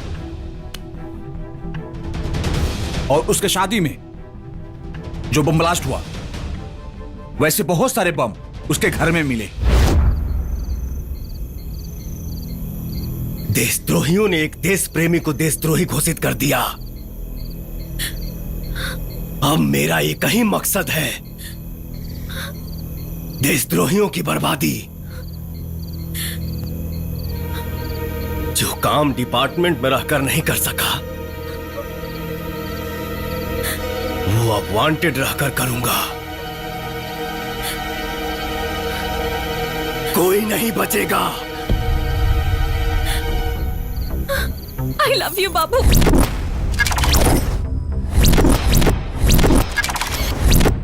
कोर्ट द्वारा लंबे समय से घोषित वांटेड एसआई बजरंगी का केस फिर से आजकल सुर्खियों में है। पुलिस उसकी तलाश में लगी हुई है। इसी बात को लेकर जनता में काफी आक्रोश है।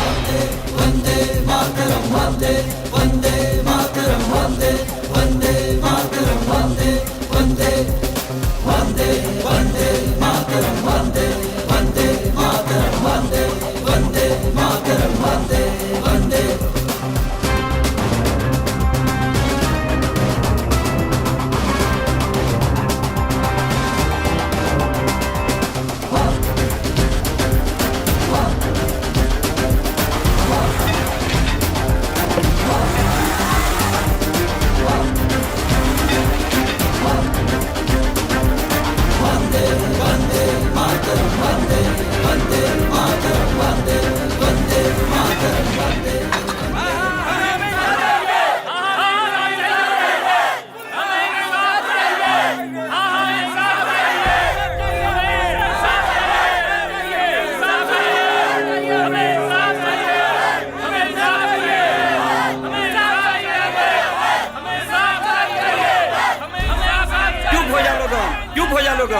एसपी साहब पूछताछ कर रहल बाड़न।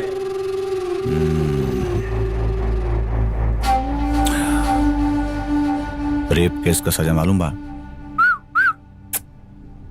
सीधे फांसी। सर बचे के कोनो रास्ता जरूर होई।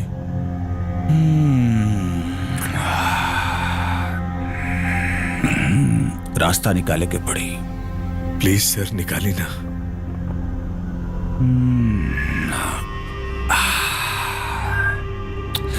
देख, रिपोर्ट बदले में डॉक्टर का खर्चा, ऊपर के ऑफिसर के खर्चा, सरपंच के खर्चा, रूलिंग पार्टी के विधायक, विपक्ष के विधायक,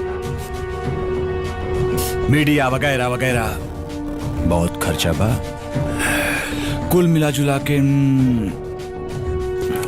10 लाख। अगर ये पैसा मामला ऊपर पहुंचे से पहले लिया के दे दे ले, तब बे बच सकेले। जरूर सर, हम लेके आवता नहीं। हमारे पापा के लगे बहुत पैसा बा सर, चाहे तो और दे दे। गुड, फिर देर कौन बात का। चल।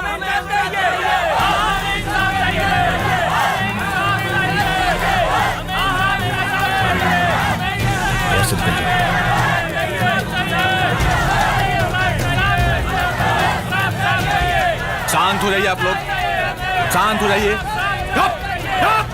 पहले आप लोग मेरी बात को ध्यान से सुनिए। मैंने एफआईआर दर्ज कर लिया है और इसका फैसला कोर्ट करेगी। एसपी साहब, हमनी के न्याय चाहिए। देखिए एसपी साहब, हमनी के रउआ पर बहुत भरोसा बा। एसपी साहब, हमने का इंसाफ चाहिए।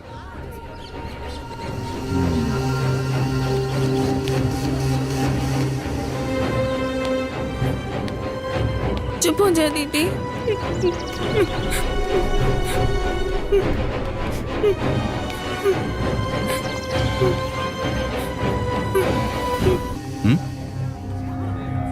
पैसा वाला पार्टी देख के हा? मैं पूरा परिवार का नियत बदल गई। एक नेक शरीफ खानदानी बच्चे पर हा? उस पर रेप केस ठोक रहा है। प्रभु अपने असहाय लोगन के रक्षक बनैले हो बा।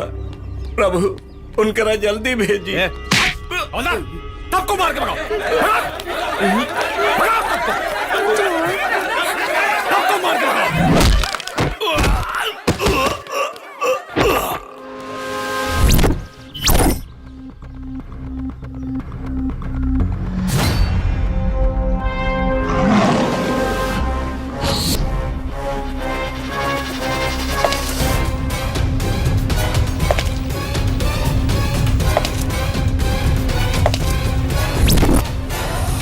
बजरंगे, बाबू बजरंगे, बाबू बजरंगे, बाबू बजरंगे,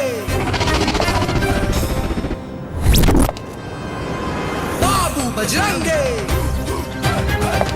बजरंगे, बाबू बजरंगे, बाबू बजरंगे, बजरंगी बजरंगी बाबू बजरंगी, बजरंगी बजरंगी बाबू बजरंगी, बजरंगी बजरंगी बाबू बजरंगी। ए लोग के बचावे तो हम आ गए नहीं एसपी। अब तोहनी के बचाई।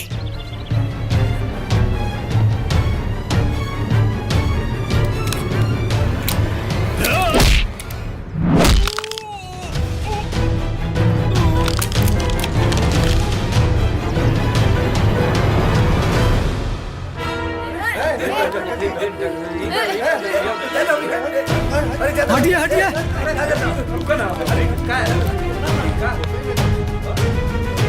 Oh my God.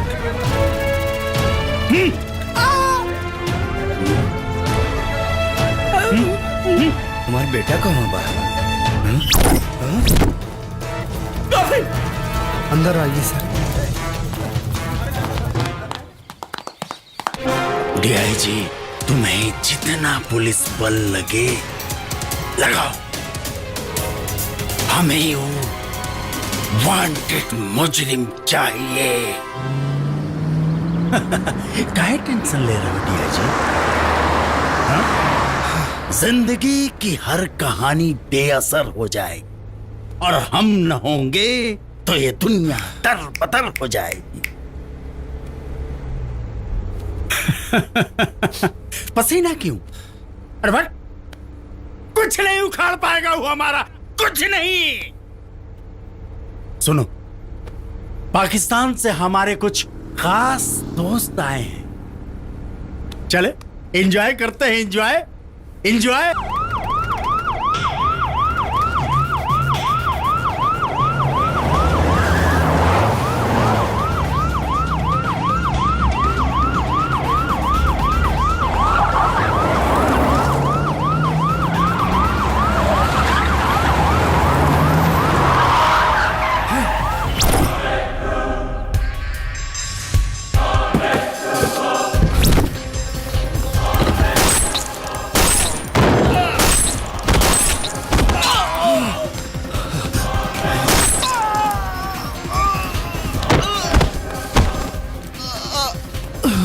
Bajrangi, Bajrangi हमको माफ कर दो। बजरंगी माफ कर दो हमको।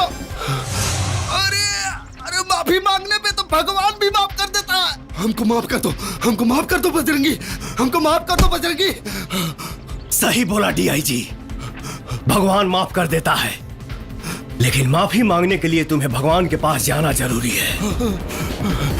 भगवान इसे माफ करना।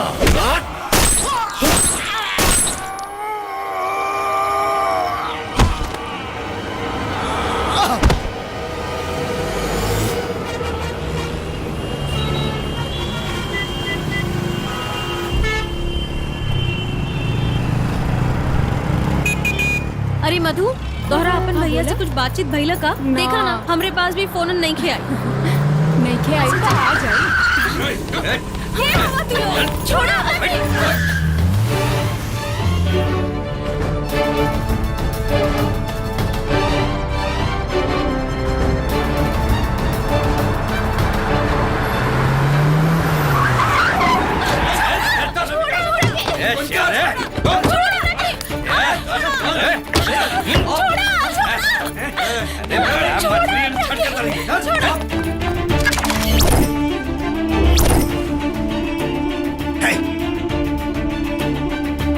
मुझे मालूम है कि तुम्हारा अगला टारगेट मैं हूं, पर मुझे मारने के लिए तुम्हें दोबारा जन्म लेना पड़ेगा, दोबारा। चलो, तुमको एहसास तो है कि तुम्हारी मौत मैं ही हूं। मुझे मारने का ख्वाब छोड़ और अपनों को बचाने के बारे में सोच, अपनों के बारे में। ले भैया, हमने के बचा ली। बाबू, बाबू, बाबू, बाबू। बहुत किस्मत वाला है तू, किस्मत वाला के बहन के जगह बहन मिल गई और महबूबा के जगह महबूबा। अगर अपनों को बचाना है तो सीएम को टपकाना है।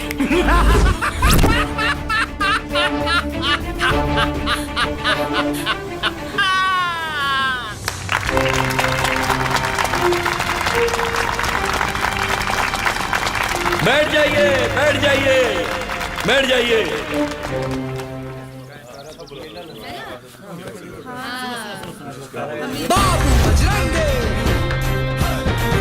उपस्थित हमारे जनता जनार्दन को हमारा कोटि कोटि प्रणाम।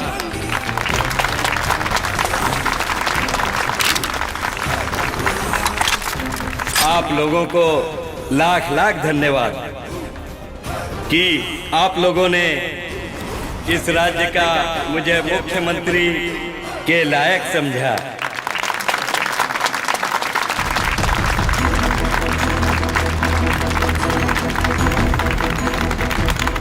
इस राज्य में जो भी कमी है, चला गोली, विद्यालय, हॉस्पिटल, किसानों का कर्ज माफी, पूरी कोशिश करूंगा कि इस राज्य की सारी तकलीफों को दूर कर सकूं जब तक हमारी चला गोली।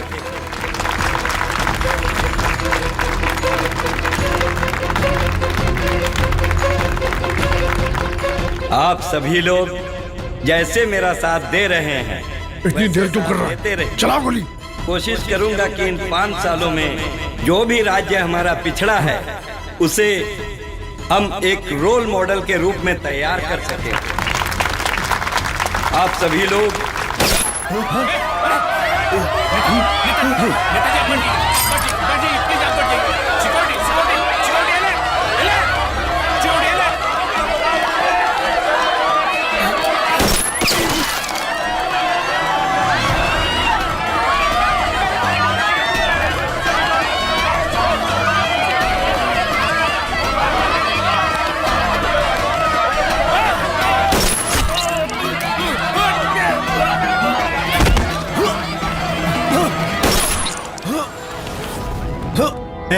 रिमोट दे।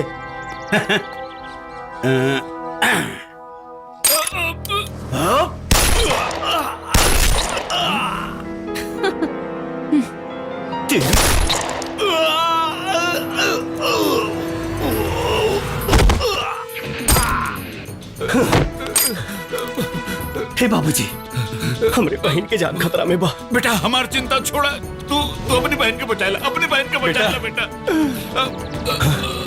जा तू हमारा हेलीकॉप्टर ले ला और अपन बहन के बचाओ। थैंक यू सर। जा।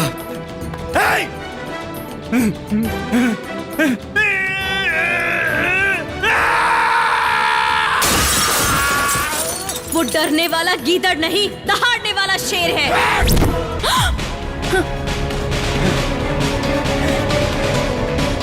एक ताकतवर को मारने के लिए भगवान दूसरा ताकतवर मर्द जरूर पैदा करता है। मेरे भैया आ रहे हैं तेरी मौत बनके।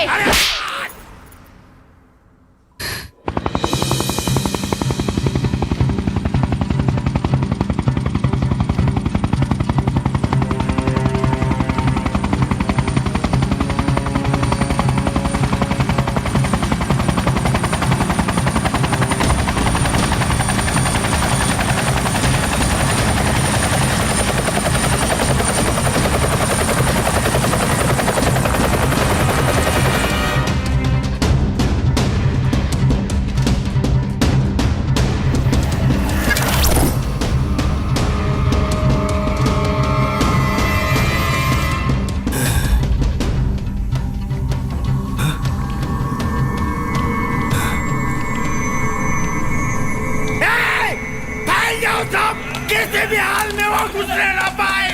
जाओ।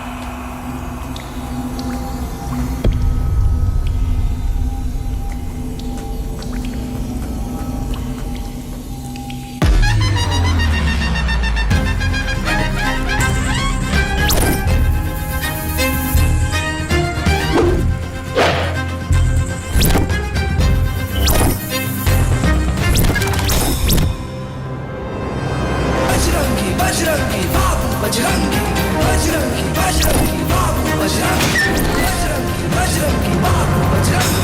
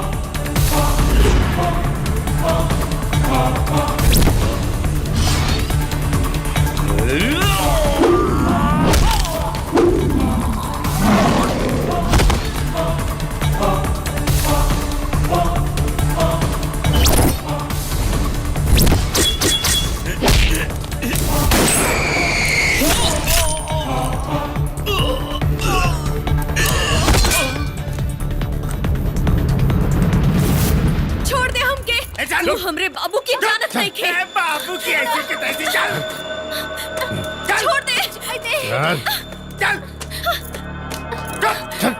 चल जल्दी चल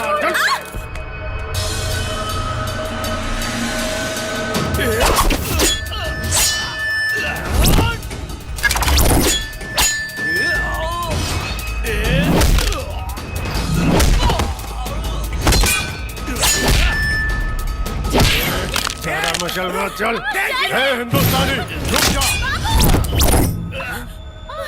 भैया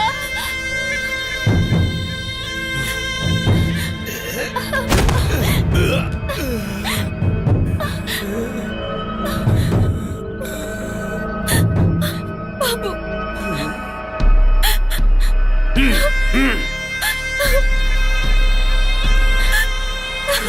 भैया मारो सभी नहीं और मार इसको ले चलो इसको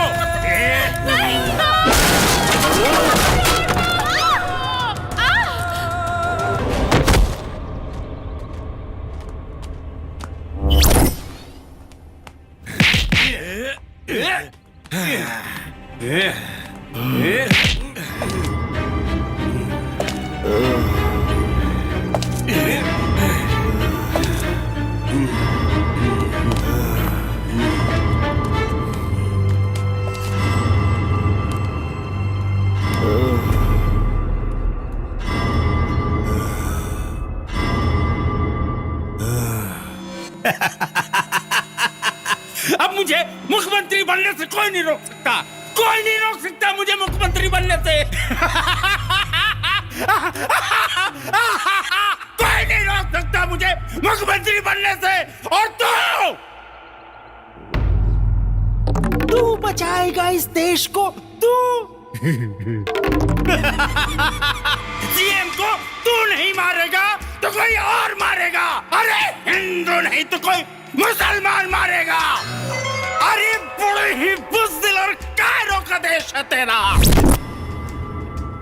यहाँ के लोग सिर्फ और सिर्फ लड़ते हैं, कभी धर्म के नाम पे लड़ते हैं तो कभी जात पात के नाम पे लड़ते हैं। और तू बचाएगा इस देश को। तुझे मालूम होना चाहिए कि मैं जिस चीज को बनाता हूँ उसको मिटाता भी मैं खुद ही हूँ। मैं खुद। अरे तेरे परिवार को किसने मारा? मैंने।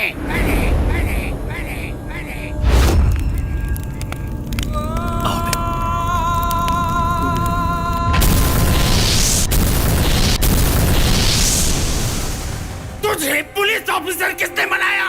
मैंने। यहाँ साइन करो, बाकी की प्रक्रिया मैं पूरी कर लूंगा। और आज तू वांटेड है, वो भी बनाया मैंने। और तुम्हारी होने वाली पत्नी को भी मारा मैंने। मैं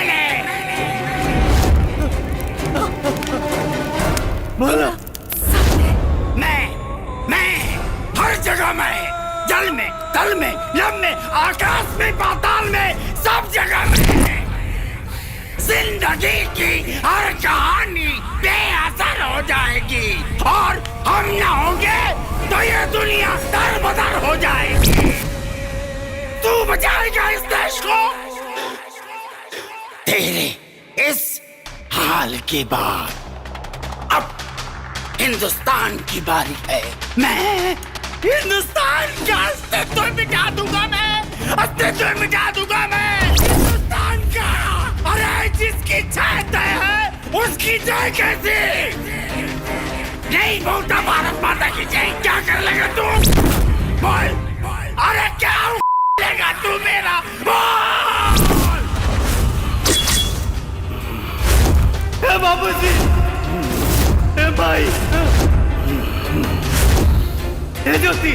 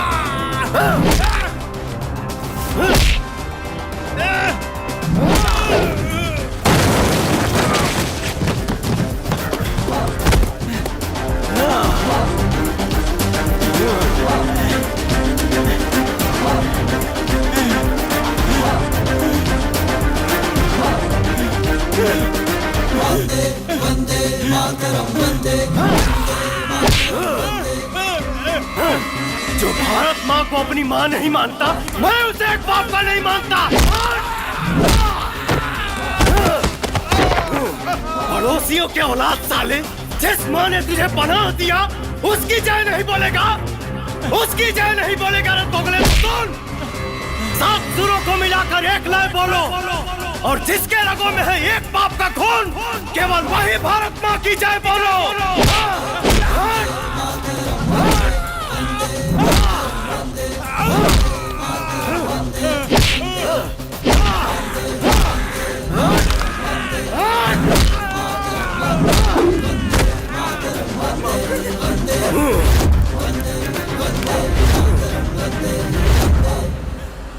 भारत माता की जय।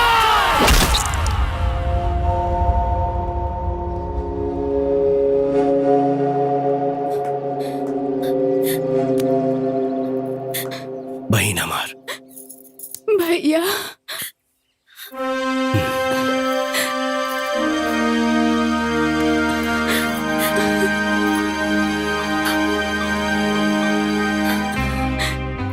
सरकार ने एसआई बजरंगी को सारे आरोपों से मुक्त करके फिर से सीतामढ़ी जिला का क्राइम प्रमुख बना दिया।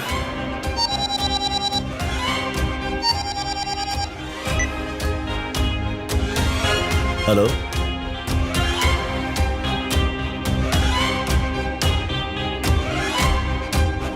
जी आओ तनी।